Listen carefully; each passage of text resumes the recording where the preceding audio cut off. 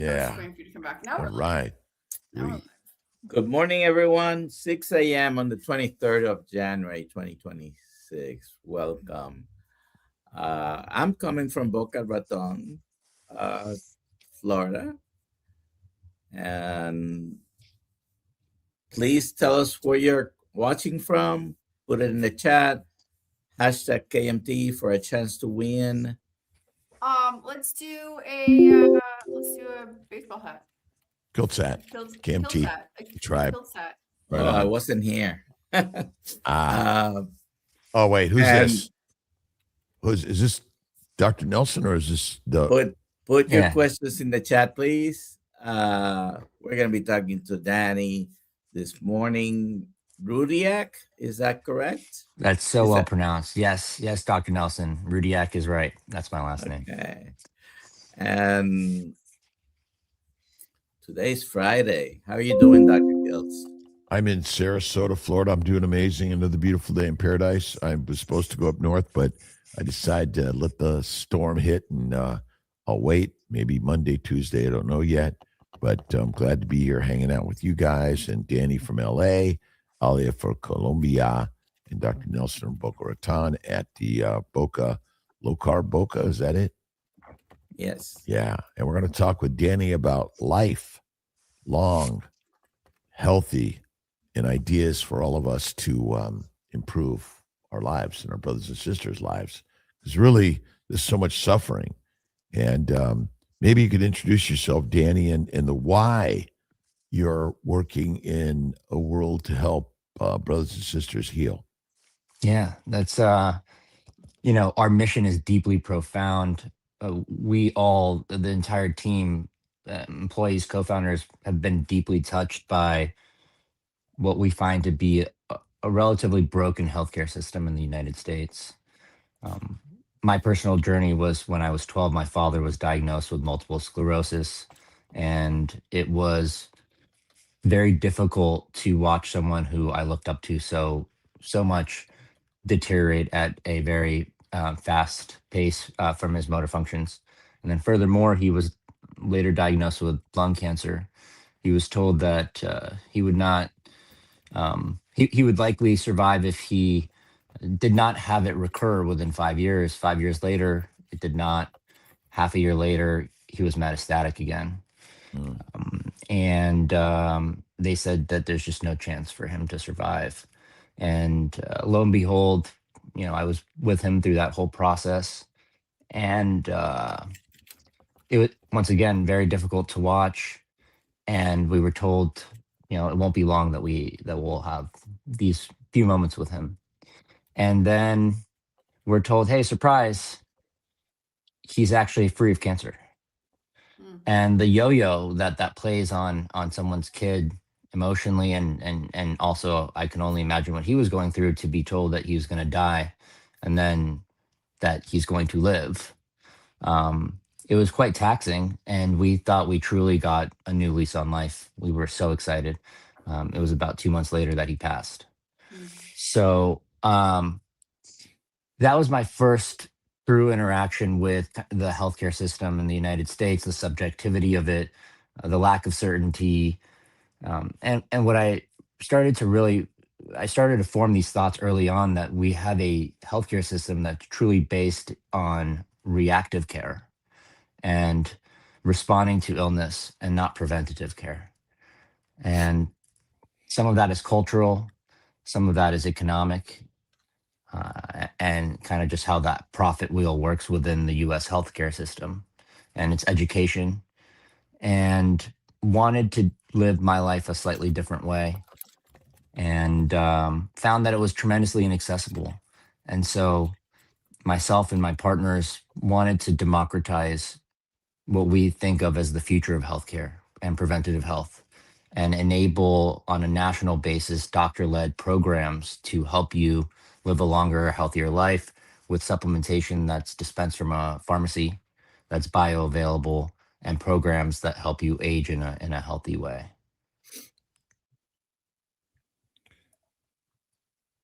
So Tell us about Rudyak RX.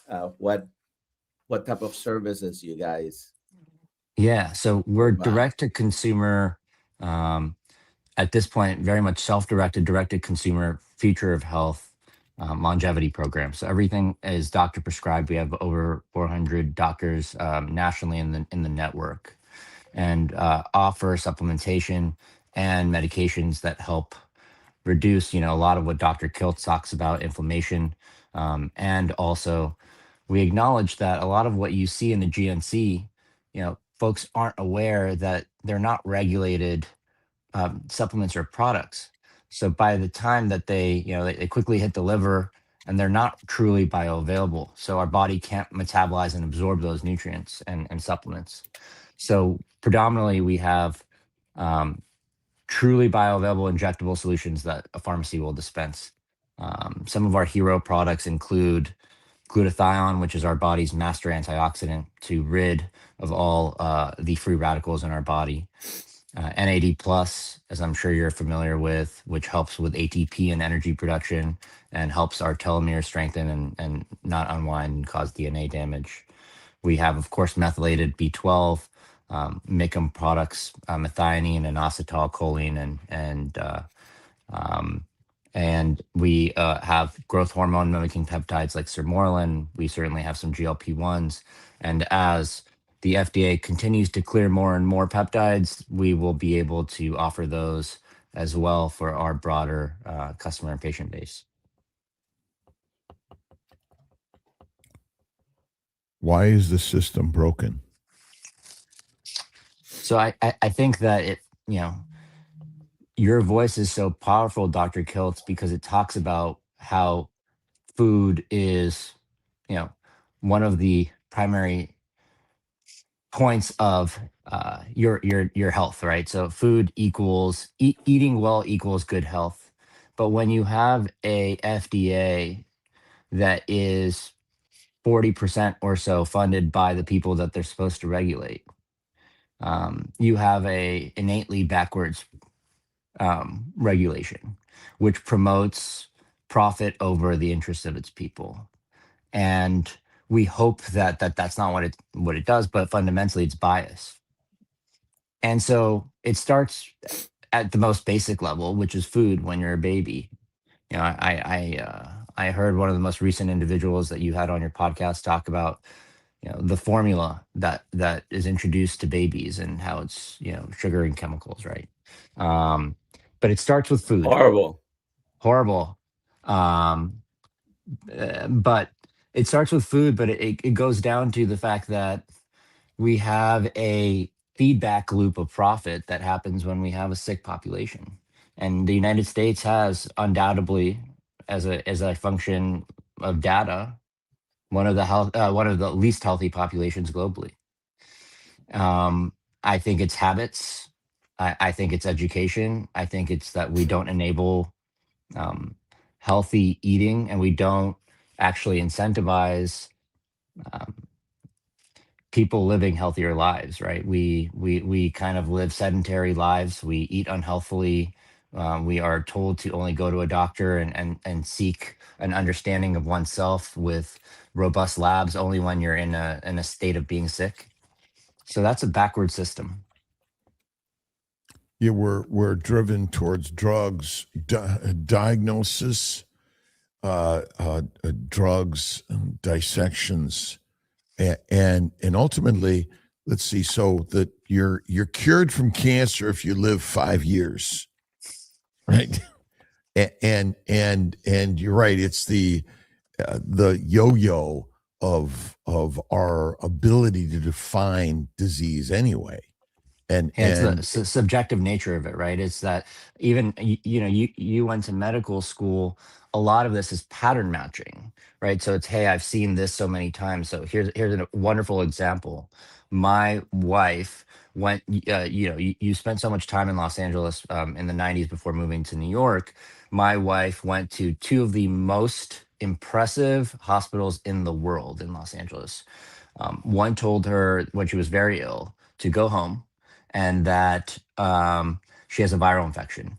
2 days later, she still couldn't keep food in her system, kept on vomiting and not feeling well. Went to the second of the most top hospital institutions, and they took her into the ER and said, once again, you have a viral infection. You're totally fine. Go home. And she had to advocate for herself with me there and said, nope, absolutely not. We're getting a CT scan. You really don't need it. You have a viral infection. We get the scan, come back. They apologized and said that her appendix had ruptured. She's septic. E. coli is growing, and that they need to go into emergency surgery immediately. Now, why did that happen? In both of these preeminent, like top institutions, the doctors were trained that if they press on someone's stomach and they don't yell, well, that means that there's nothing wrong with the appendix. But is that the rule, or is that pattern matching and what might happen some amount of time? Now, if we listened to them, she would have gone home and likely died, right? She was septic. It had ruptured. She couldn't maintain food and was in a dire state. But that's what you're speaking about, right, Dr. Kiltz, is that we live in a very subjective educational environment. I do believe we're, with technology, getting to a place where we can identify issues more scientifically and programmatically to help people understand what's wrong with them. Well, virus, bacteria, and yeast are deadly organisms, and they are the leading cause of death and disease. Cancer is mostly an infectious disease. And I had a mom recently whose 2-year-old died because they said you have a viral infection. But it became as overwhelming sepsis from a bacteria. Yeah. And we don't want to admit, we just don't want to give you an antibiotic because you might create a resistant bug. But in fact, our ability to define these things is piss poor. Yep. And if I tell you to eat 3 to 6 cereal boxes and bags of plants every day, and you're feeding the gut microbiome, and then I'm telling you to take a probiotic, which is also feeding the gut microbiome, and the microbes in your bloodstream want to do what? Kill you. And so we've created a science of the microbiome is your friend. And maybe that is not true. So much of our world of medicine is, you're right, it's proprietary. It's proprietary, right? Yeah. No, I agree. And what is your sense of the people that are looking for alternatives and online and because there are still rules online too of practicing medicine, Yes. but in fact, social media and people telling stories is much more powerful. I couldn't agree more. And if you think about our community, which we were just talking about before we started growing at the pace that it has, it's really about the people sharing the impacts that they've had. It's about true stories and true people. That's how we started 2025 with under 1,000 monthly customers, and now are well past 10,000. It's really genuine, true experiences and feeling connected to our community. It's leaning into the human and the community, and that's what we're all about. But I do believe that we're at this unique point in time where people can genuinely have a outlet like you do to share genuine experiences, what works for them. And of course, it's always with the preface and disclaimer that there's no such thing as a one size fits all solution. Anyone who thinks that is wrong. Everybody's body is different, but these are the things that work, and these are the things that work well for me. And there's no skin off your back to go ahead and try that. So I do think we're at a unique time where we have empowered people to have a strong voice and to say that enough is enough, and this is what I've done. Do you have an MD degree? I don't. I have an MBA, not an MD. Okay, so in fact, we're going out there, all of us, and Papa Carnivore and Mitch. So many people here that join us from around the globe have shared an idea that, and a story that carnivore is like magical. And here I am, 70, March 12th, by the way, coming up. Congrats. And I've never felt better. And I've seen the suffering like you've seen the suffering. And ultimately we've made a complicated story out of simplicity. Are we missing a supplement, or are we dying from a poison? And this is the magic that I've learned. And in fact, medicine wants to hold on to their old story. And I'm being shot at and claimed that, like, through COVID, 2 patients died on my watch.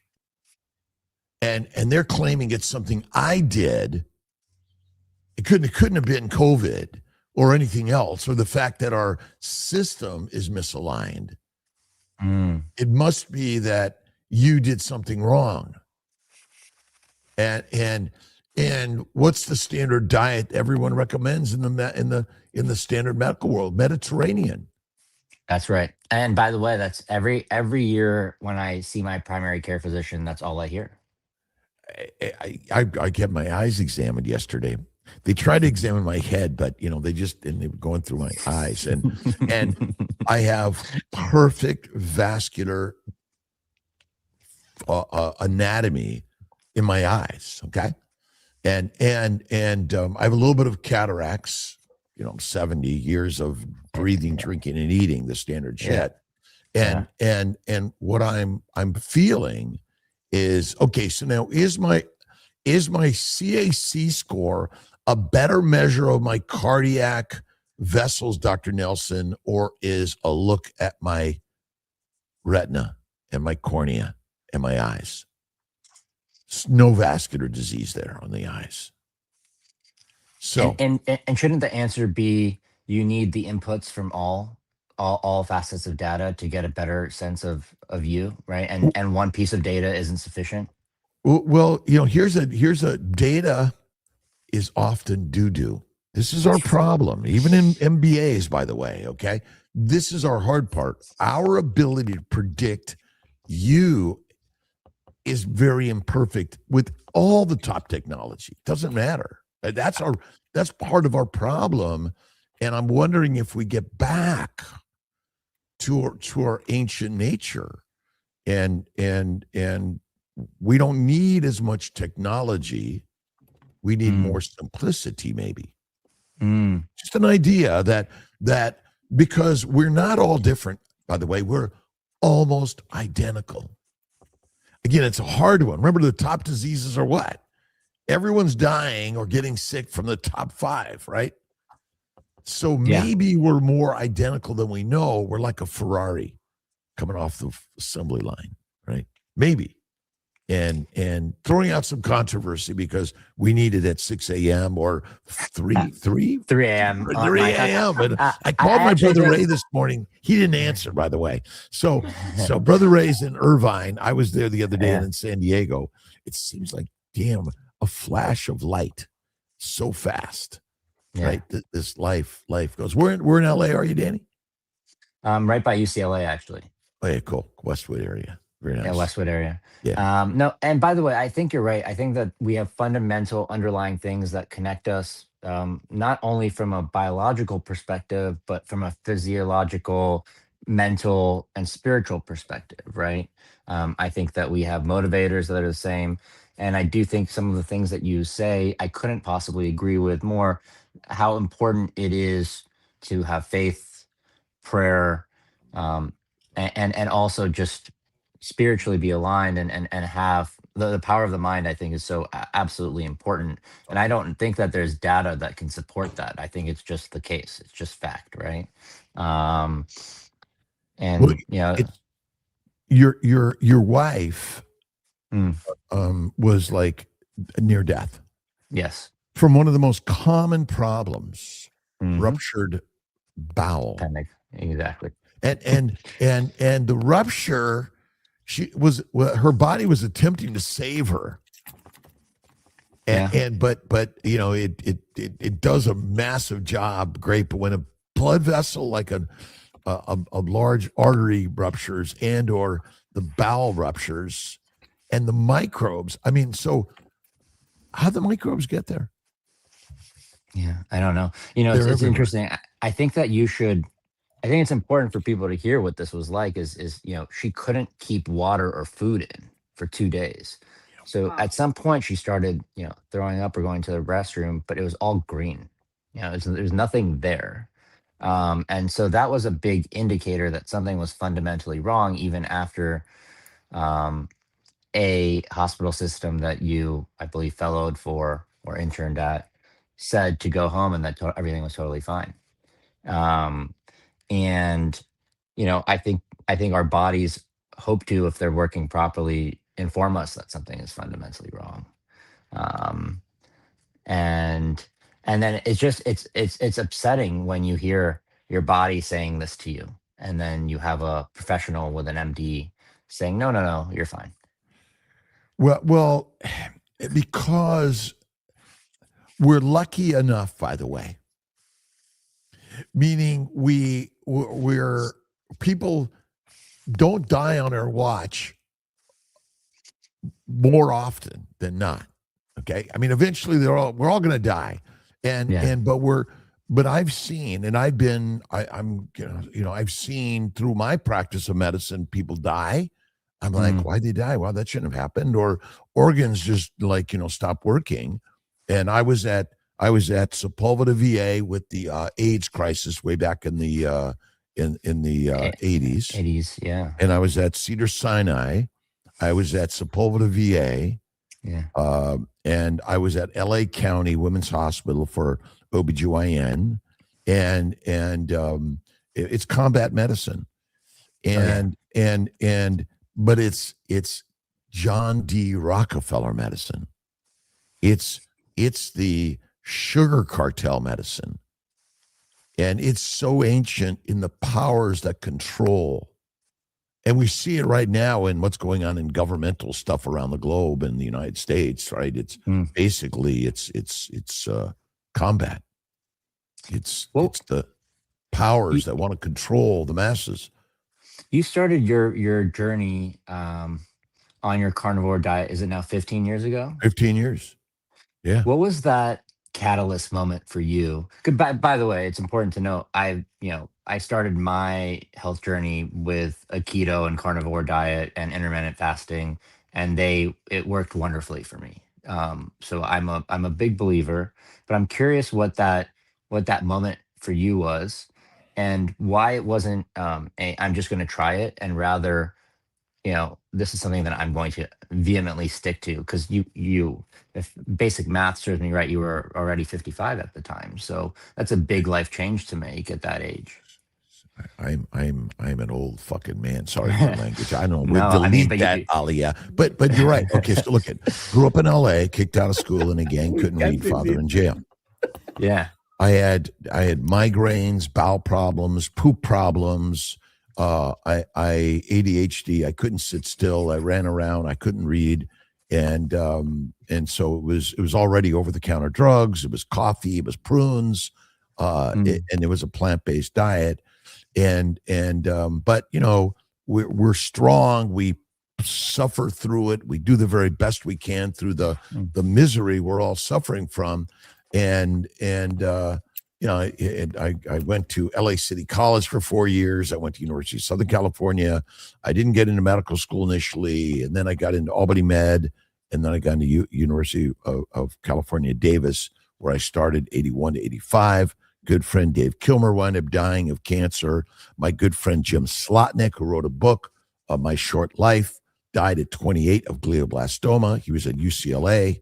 And then my sister Marianne dies at 50 of heart failure. These are some of the things that through the journeys you see, and plenty of patients that we cared for, through combat medicine at 2 a.m. at all times of day and night, no sleep in many ways, taking care of people with the myriad of acute and chronic illnesses. I remember a few people. One young gal died of sepsis from heart valve infection from drug use, right? And then another older gentleman died at the VA of E. coli sepsis from his bladder, but he was already in the hospital for 3 years, laying in bed, and we were just pumping him and caring for him, but we never looked back and understood it. But about 25 years ago, I went Atkins. I was Weight Watchers. I worked to look healthy. I integrated mindfulness, meditation, prayer, yoga into my medical practice for fertility to help people to de-stress. Can I pause? This is so important. I too have ADHD. Meditation is one of the most difficult things for someone, especially with ADD or ADHD. Do you mind just a small fork? How did you get, a lot of people have this. How did you get yourself to a place where you're able to practice? Well, I learned the trick to all of it. It's actually massively easy because we always meditate and we always pray, but we're praying and meditating on the negative and rather than seeing the positive in all of it. And that's where Jesus Christ came in and understanding the wisdom of a brother and his mother and sharing a story, because that's what this is all about. We're sharing stories. And, we have all this community of people around the globe, like you're building around the globe, is people that are hurting and looking for something. And then I found paleo, keto, and I did them and I shared them and I got better. And then I went carnivore. And if you haven't read the book, The 3 Magic Words by U.S. Anderson or The Biology of Belief by Bruce Lipton, begin to see the power of the secret of life is God is us. There is no God outside of us. And so when we realize the power of the mindset, every thought you think creates the life you live, which is the hard part, right? Because we're all Hindu, Buddhist, Jewish, Christian, Islamic, and we see God as an entity out in the sky. But the science is simple. The mind creates the story. The eyes, ears, nose, tongue, and the senses of the human body create the story of what's out there. And that's what we're all here to do, is tell a story. And so then I found carnivore and I did it. And I'm like, arthritis, psoriasis, migraines, bowel bleeding, kidney stones, anxiety, depression, inferiority, all like washed away. And so this is the magic and so the labels we give as doctors that you have a pathologic problem actually turn out to be a characteristic powerhouse of the possibilities that basically, in order to live in a world of nature out on the plains, in the forests, and you have to be so masterfully sensitive to everything. And we call that a disease. But in fact, there's nothing wrong with you. You're perfect the way you are. And so that's how I evolved. And then I found Dr. Nelson, I found Ali, and I found, everyone here. And we must look closer at things around your home to see the positive. It's Booby Goats wrote that. It's all inside of us. This is what, and whether it's a supplement or a new drug or some other, thing that we're all sharing as ideas, we're all on our journey to figure it out individually. Do you believe in God? It's interesting that you asked that question. I think that to get to a place where you take a massive risk on yourself and start a business where you have something that's very secure in your life and you're willing to take that leap, you have to believe in yourself and have some faith. And I have a routine. It's not one that I built in as a principle at this time or this day, but what I do is I'll look at my watch, phone, or computer, and 3 to 4 times a week, I don't know where this old folk tale came from, but 3 to 4 times a week, I'll see it's 11:11. Could be 11:11 a.m., 11:11 p.m. But I use that moment to pray and to ask for strength, and to work towards a mission and goal that I've set. And it's the same one that I've had for 3 years since we started this. And I remind myself of that 3 to 4 times a week. And I find so much peace every time that, I see those numbers. So it's been an incredible routine that I've had. So, I don't say that I go to church or temple or anything like this with high frequency, but I find my own way to have a deep faith, and it gives, I think, me a lot of strength. Which is something that all humanity sees in everything it sees, is God is everything. Because God is the term that we have coined to represent the creator of everything, which is within all of us, and meditation, prayer, positivity, and love. But it's something you find 11:11. Oh, it's time. And keep practicing and keep practicing and keep practicing. And this idea this idea that there's something wrong is a filter of maybe everything is actually okay. And I think that faith in God is like the most powerful thing ever created in the universe by humanity. Is that something that you found later in life or growing up, or is it like Dr. Tia? Where did that come from for you? Well, I it's always been there. It's always there. We just don't verbalize it or see it or know it, right away. Some people see it sooner, some people later, some people maybe don't see it until the moment of transition, but it is truly always there. And that's the sort of like because who creates everything? And the answer is God, right? That's humans' construct of the great creator. And every time you speak the word, you are right. And ultimately it is us. That's where the U.S. Anderson's book, The Three Magic Words, helped me, and through voracious listening and reading of books and ideas. I mean, that's what we're all sharing here. And we may not all agree on, we often disagree immensely, right? And that's part of the creative story, right? There's a creativity here, right? And look at us. We're throwing out ideas on the internet, and it's touching someone right now or someone 10,000 years from now. And I've been working on an idea of a photon from the sun, 186,000, but like miles an hour. Is that it? Miles per second. Per second, right? And a photon is actually life, and it's captured by a chloroplast, and sugar is made.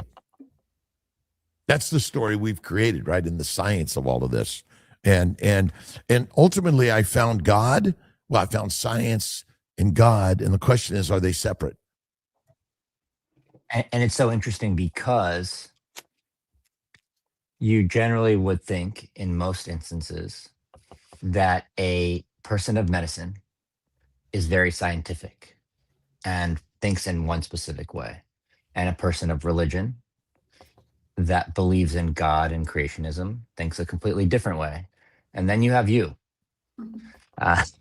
So it's pretty awesome to see. It's pretty awesome to see you breaking the mold of what I think most people think about when they think doctor, and it's refreshing.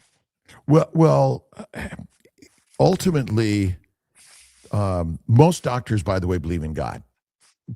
I would hope Most humans believe in God. Yeah. Quite often, though, our biggest problem is we pigeonhole these things. And they say you can't talk about God and you can't hug people. And ultimately, Did you say hug people? Hug. You can't touch people. can't touch people anymore, right? It's like in medicine, don't talk about God and don't touch me. Okay, so now Because it's a legal liability. Why can't you touch people? well, we've created these. I mean, Personal space. right, but ultimately, humanity is a herd animal. We've created fear of our nature, and ultimately, even just a touch on the back, right, or just holding people in a space of love. Yeah, that's comfort. It's comfort, and that's in medicine.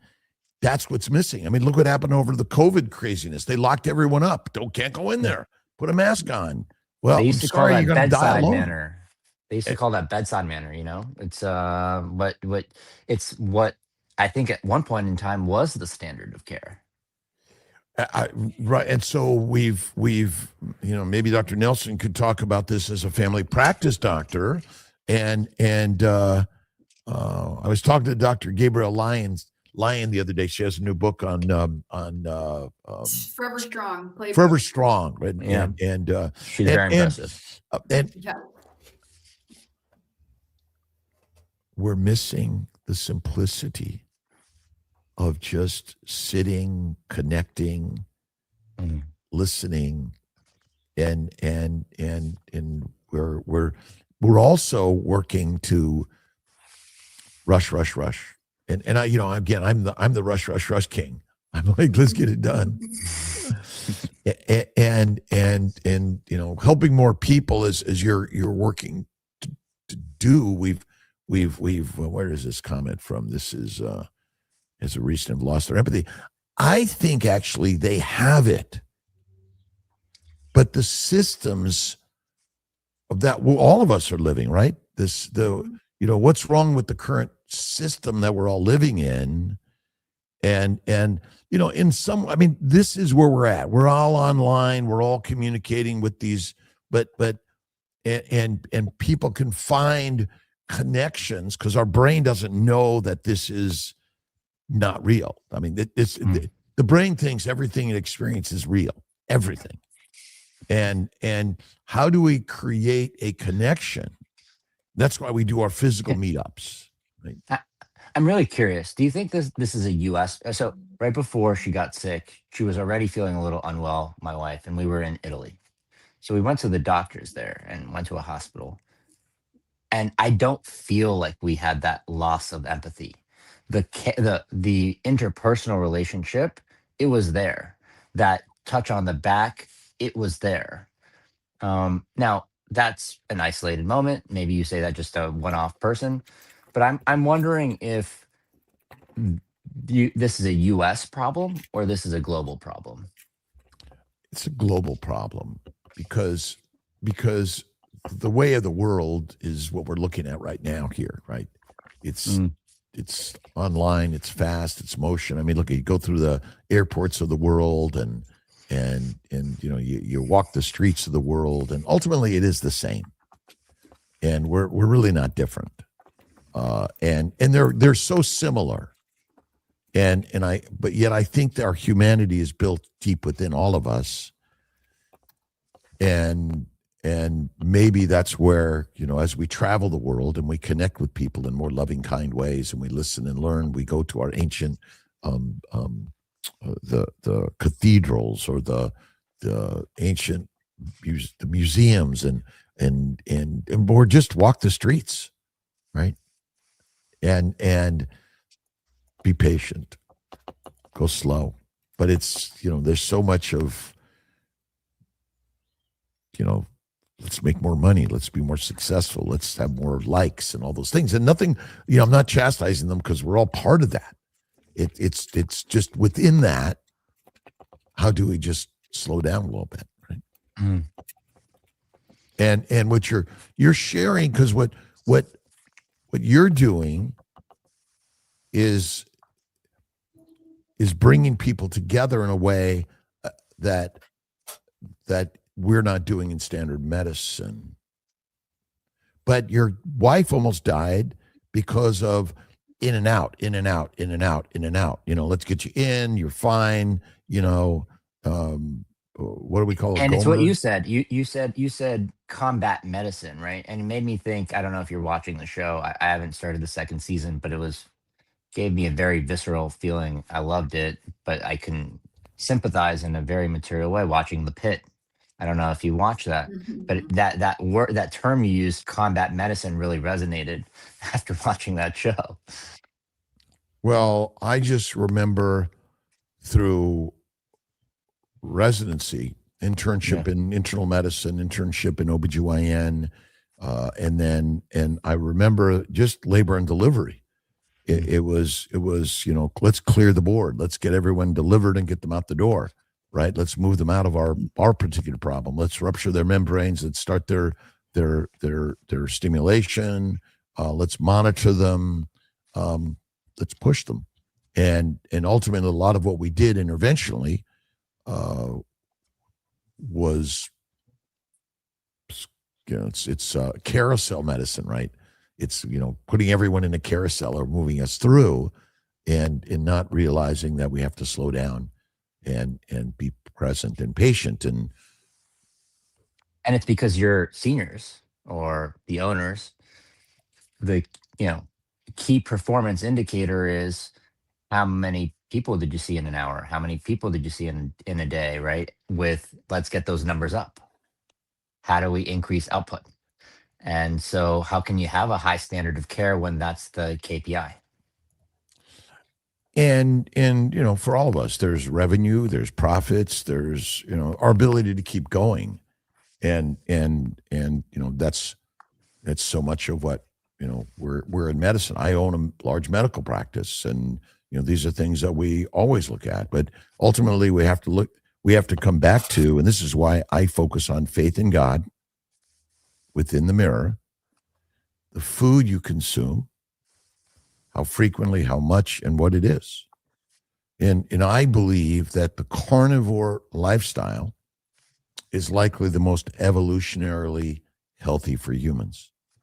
But it's a hard one because we have our cultures.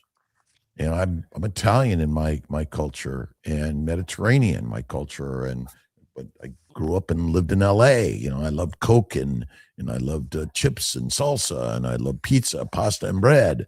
I love parties, and we love the amusement park. And we all love it, right? Go to our meetups and we have a good time. We're connecting. What is the frequency at which you do these meetups, and how do you think about them? We have one coming up in Los Angeles for our community. So we think about them as micro meetups, and we partner with other companies that are mission aligned, that truly care about making a difference. Will you tell me a little more about your meetups, how you think about them, frequency, location, etc.? Well, it's about bringing people together, like-minded ideas, or they're carnivore curious, or they're already on the mission, and it's a lifestyle. And, so whatever our sort of habitat is, we want to bring our tribes together and listen and learn and get a chance to meet people eye to eye. And, and that's really important for humanity to come together. But, it's sort of, we have one coming up in Tampa in a couple of weeks on February 7th. We were just in San Diego with Healing Humanity, and I'm a big supporter of Healing Humanity in order to bring this story. But it's interesting for me, you don't have to be a pure animal eater only, but a plant eater only does not exist with modern supplementation. That's not a normal. It's not a normal evolutionary life. Eggs, cream, butter, cheese, it, to me, could be a staple for so many people that want to be in the plant world. But I always say, eat less frequently, cook your plants well, minimize the toxins, simplify the sugars, and fat is really where it's at. So, am I crazy, or did you start throwing in some like baked potato in the equation? Okay, so I am a carnivore. I have always consumed infrequent French fries or a baked potato in small amounts infrequently Love with it. lots of butter or sour cream, fat. There's no other way. Because amino acids from proteins and simple sugars from starches and all plants, basically the majority of its sugars, all metabolize the same. When we say protein, we're misinformed. Your body wants fat. You either eat it or it makes it. You can't get away from those two things. The liver's job is to make fat out of amino acids and sugars, period. Insulin's job is to make fat in the liver. You don't make fat, you're dead. Nobody eats fat. Olive oil is not a fat. Coconut oil is not a fat. It's a plant oil that's industrial extracted. The only fat is an animal fat that nature has made. Everything else is man-made, processed, and that's not natural to human evolution. Olive oil is not natural to human evolution. And for the audience, thinking about it as a consumer, so what would be an unhealthy fat? I understand that the healthy fats you're suggesting are all the animal derived ones. So what would be the pure unhealthy fats if you were to go to a grocery store? All right, so fat is from an animal. Oils are from plants. Period. Okay, so when we use the word healthy, it's a marketing term. Organic, clean, healthy are all marketing terms that no other organism utilizes. And butter, lard, tallow does not mold. They're anti-inflammatory when you eat them. So no other animal eats just the lean meat of an animal. Do you derive better nutrition from one of those lard, tallow, butter, one of those fats? Technically, you gain the best, healthiest micronutrients from animal meat, which contains fat, if you're eating the natural animal organically along with the organ meats. And so when you render fat, animal fat tissue, adipocytes, you actually render away and may damage the molecular structure of the micro and macronutrients your body wants. And so fat is from an animal, oils are plants. You're not gaining the same. You get an oil, it's an extracted process anyway. And plus plant oils tend to contain many phytonutrients, which also can be highly poisonous for us. All right? So what poison comes from a ribeye steak? Nada. And again, just joy. Science has made a very complicated story out of nature's simplicity. I call it scientism. All right. Now remember, you're an MBA, but you're a scientist. We're all again, you don't need a degree to make you something anyway. You're a human being that's massively intelligent.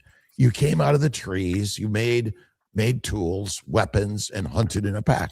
And then you built rockets and airplanes and cars, and you built a house, right? And so ultimately, you know, the fat off the lamb is really the healthiest thing you could eat. Raw, by the way, is like healthy, but when it's rendered, it's not the same product. When you cook something, especially animal products, you damage them. Plants, you actually make more nutrient available. But can you eat only plants without a supplement from a human and be healthy? I would imagine not. You cannot. And, Yeah, and Dr. Supplements. Nelson. Yeah. And that's where NAD and all of our vitamins that we've massively produced, all of us, and we're taking them almost like an insurance policy. If you think about it. So, but this is all. We have a few Go ahead. questions.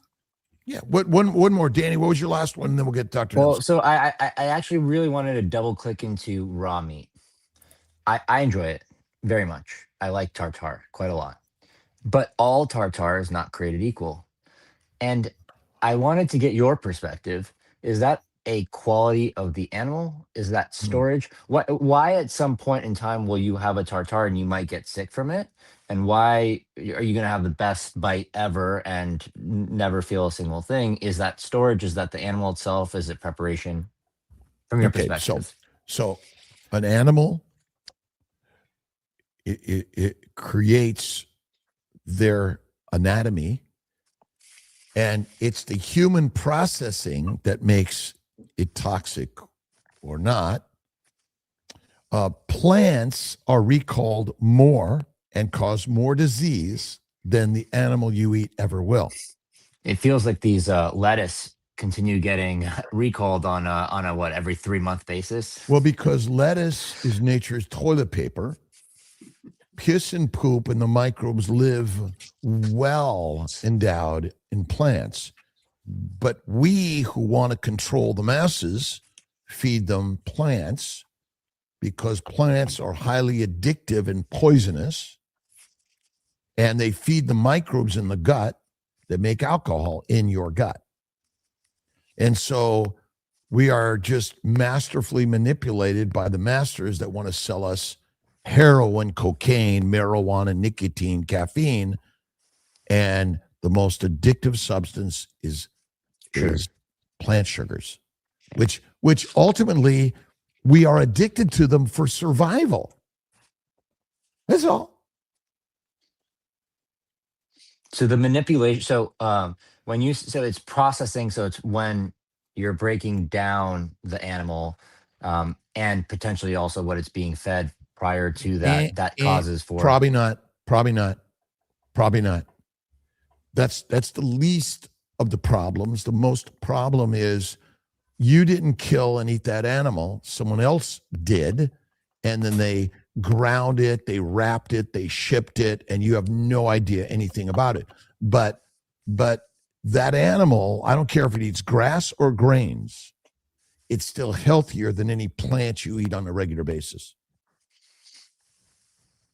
But it's that processing, it's that breaking it down that you're suggesting is the difference between you having a bad raw meat or cooked. You actually, it doesn't matter. Or cooked or whatever. Again, it is. Remember, we make up stories because we're marketers and we want to sell something. But ultimately, I think that the meat is the master meal, and it's the least toxic. There's no heroin in ribeye steak, but there are opiates in every plant you consume, and latex. Every plant contains latex, or celiac, right? Or something like that. Dr. Nelson, do you have any really important cues out there? There are a couple. Alia, someone asked us. Let me bring this up. I don't know if they were asking about your wife or was a conversation within the chat. About his wife. Oh yeah, no, she does not have gallbladder issues. And this truly came out of nowhere. And subsequent to that, she didn't. What she did subsequent to that have is when you go through this process, they couldn't see anything in her stomach. So they had no idea how to operate. So they ran through and killed every positive bacteria and negative bacteria in her body. And so it took her years to stabilize her body after that. She just didn't feel the same. She couldn't digest the same. She couldn't, everything was different. It's not the microbes. The microbes are deadly. Yeah. It's the anatomy and the physiology and what diet was she eating. Same diet she probably went in and got it from. This is the hard part. fasting is the best thing we can do when we're sick. Nothing. Zero. You just hibernate. Yeah. But we don't do that. Autophagy, right? Well, autophagy is always happening. Autophagy always happens, whether you're fasting or not, because inflammation is autophagy. The cells, your body is just trying to clean up the mess you've created from the microbes and the plants. Nobody's allergic to a ribeye steak. Yeah. It's interesting. She used to love sushi. And after they killed everything in her body, she just didn't want it for 2 years. She just They couldn't. did not kill there's everything no in your body. They did not. You cannot. It's an impossibility, pretty much. You killed you. The antibiotics save people's lives. Period. If you're sick, how do you treat gastric ulcer? Antibiotics. Antibiotics. But they're not targeted, right? They're not targeted at whatever's making you you don't, sick. But you don't know, again, which microbe would you want in your bloodstream?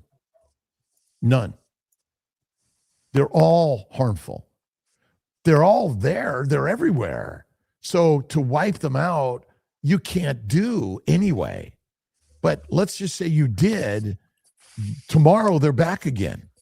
You can clean your counter of every microbe, but if you had that microscope, electron microscope, you would see that there's like a massive microbial colonies everywhere, because that's not her problem. Her problem was anatomic damage from the microbes that she was feeding unknowingly. But let's just take us 50,000 years ago. All right. What'd you eat? You waited for someone to hunt and kill and process and deliver your food? We would kill animals and pick berries. What berries, where and when? You live in LA. Okay. They were there all year round. And do you know anything about the berries that are everywhere? They're very toxic. Yeah, the majority. We're only eating a very infinitesimally small products that we managed to change and minimize the poisons and maximize the sugars, right? That's what I say. So, Dr. Nelson. Let's take one more question, but we have to be very quick. We have like 2 minutes. Let's see. Where's the stars? Just pick one. Just pick one. All right. Here. Pick this one. Which okay. one? Healing MS lesions through carnivore. Thoughts on fasting related to healing lesions. Is the fat more helpful in healing, or is it both meat, fat, and healing? Dr. Nelson.